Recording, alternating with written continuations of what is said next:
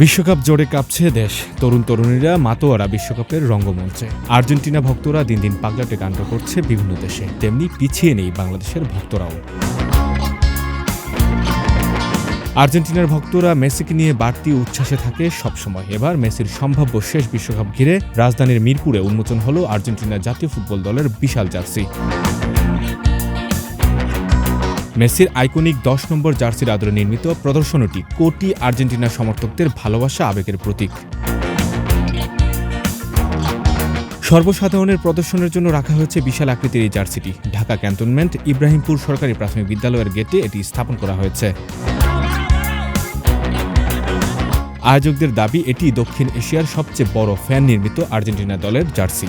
শুধু বাংলাদেশের ফুটবল প্রেমীদের আবেগকে তুলে ধরবে না, বরং আন্তর্জাতিক অঙ্গনেও দেশের ফুটবল উন্মাদনার একটি ইতিবাচক বার্তা পৌঁছে দেবে।